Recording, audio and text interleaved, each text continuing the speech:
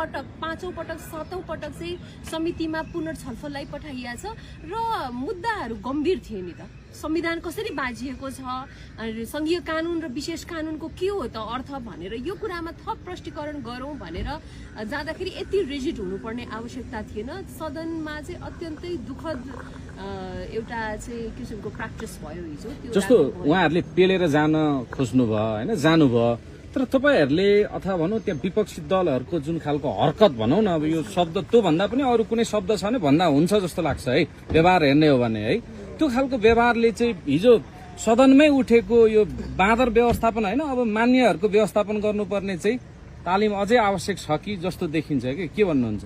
मैले अघि नै भनिसकेँ, हिजो सदनमा जे भयो दुवै पक्षबाट यो दुःखद कुरा हो भन्न चाहन्छु। त्यति मात्रै भन्न चाहन्छु। अहिले भर्खर पनि हामी यो प्रतिपक्षीहरूको बैठक थियो, किनभने हिजो प्रधानमन्त्रीज्यूले आएर दिनुभएको अभिव्यक्तिमा हामीलाई अत्यन्तै ठुलो अब आपत्ति छ। किनभने सार्वभौम संसदमा आएर उहाँले नेपालले चाहिँ अर्को देशको भूमि अतिक्रमण गरेको छ, मिचेको छ भन्ने जुन कुरा भन्नुभयो त्यो गम्भीर विषय हो र राष्ट्रिय प्रजातन्त्र पार्टीले नेपाल सरकार साथै राष्ट्रिय स्वतन्त्र पार्टीलाई पनि यस विषयमा स्पष्ट पार्न, सदनबाटै स्पष्ट पार्नको लागि हामीले आह्वान गरेका छौँ।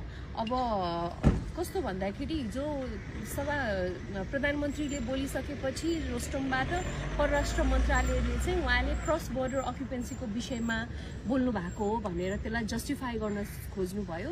तर क्रस बोर्डर अक्युपेन्सी र ल्यान्ड इन्क्रोचमेन्ट भने फरक कुरा। प्रधानमन्त्रीले ल्यान्ड इन्क्रोचमेन्टको कुरा गर्नुभयो।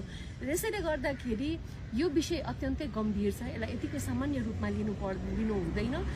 एउटा प्रतिपक्षको भूमिकाबाट हामीले प्रधानमन्त्रीज्यूलाई फेरि पनि रोस्टममा आएर यो विषयमा प्रश्न पार्नुपर्छ भन्ने मेरो पार्टीको र मेरो दलको धारणा त्यही नै छ। अहिले हामीले यही विषय नै महत्त्वपूर्णका हिसाबमा चाहिँ हामीले लिएका छौँ र त्यही विषय सदनमा उठाउने भन्ने आज प्रतिपक्षको बैठकमा पनि हाम्रो चाहिँ कुरा यति मात्र भनेको प्रधानमन्त्री बालन शाह फेरि आउनुपर्छ, रोस्टमबाट फेरि जवाब दिनुपर्छ भन्ने हो। माफी माग्नुपर्ने पहिला त उहाँले प्रश्न पार्नु पर्यो, उहाँले भनेका दाबीको विषयमा उहाँले प्रश्न पार्नु पर्यो होइन। किनभने यो त संवेदनशील दाबी हो होइन।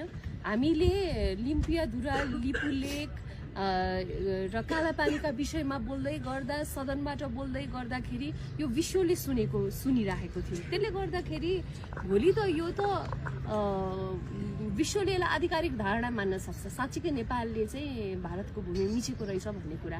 त्यसले गर्दाखेरि यसलाई के प्रमाणीकरण गर्न पर्यो, यो विषयलाई प्रश्न पार्नुपर्छ भन्ने माग हो। अहिलेलाई हाम्रो माग चाहिँ यति मात्र नै छ।